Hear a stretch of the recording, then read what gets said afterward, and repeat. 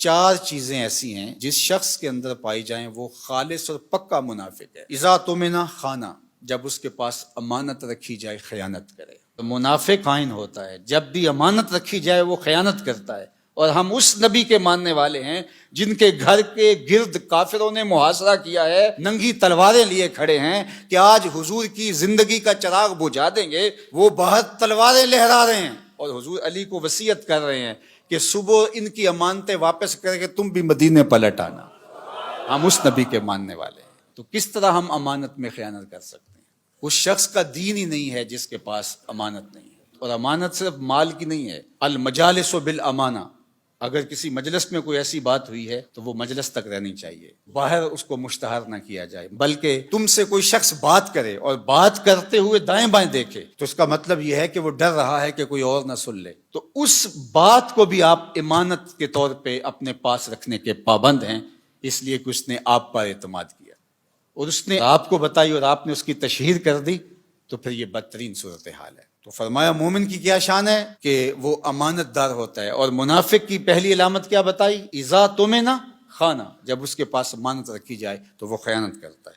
واذا حدث کذب، اور جب وہ بولتا ہے جھوٹ ہی بولتا ہے۔ مومن کا جھوٹ سے تعلق کیا؟ مومن تو سچ کا خوگر ہے، مومن کی زبان سے تو خیر پھوٹے گی، سچائی پھوٹے گی، جھوٹ کیسے پھوٹ سکتا ہے؟ اور ایک حدیث میں آیا، حضور نے فرمایا الا انبئکم باکبر الکبائر، میں تمہیں بڑے بڑے گناہوں کی خبر نہ دوں؟ جو بڑے گناہ ہیں ان میں بھی جو بڑے ہیں ان کی خبر نہ دوں؟ تو صحابہ نے کہا کیوں نہیں حضور، ارشاد فرمائیے۔ تو آقا کریم نے فرمایا الاشراک باللہ، اللہ کے ساتھ کسی کو شریک ٹھہرانا۔ پھر ارشاد فرمایا وعقوق الوالدین، والدین کی نافرمانی کرنا، وجلس وکانا متکئا۔ تیسری چیز بیان کرنے کے لیے حضور ایسے ٹیک لگائے بیٹھے تھے، حضور نے ٹیک چھوڑ دی، بات کی اہمیت کو اور اجاگر کرنا تھا۔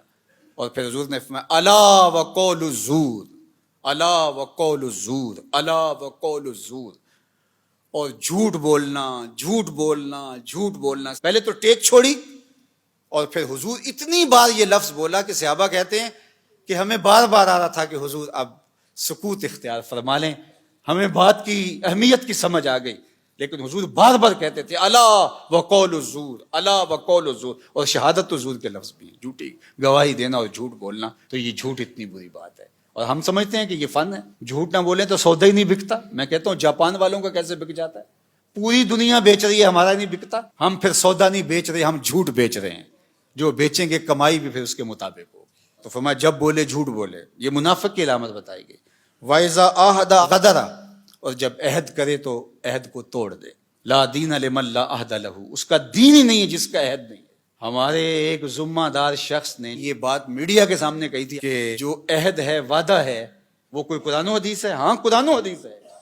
لا دین لمن لا عہد لہ، جس کے پاس عہد کی پاسداری نہیں، اس کے پاس دین ہی نہیں ہے۔ اللہ اکبر، یہ دین ہے ہمارا۔ وَإِذَا خَاصَمَ فَجَرَ، اور فرمایا کہ جب وہ کسی سے لڑتا ہے، جھگڑا ہو جاتا ہے، کسی سے الجھاؤ بن جاتا ہے تو گالیاں بکنا شروع کر دیتا ہے۔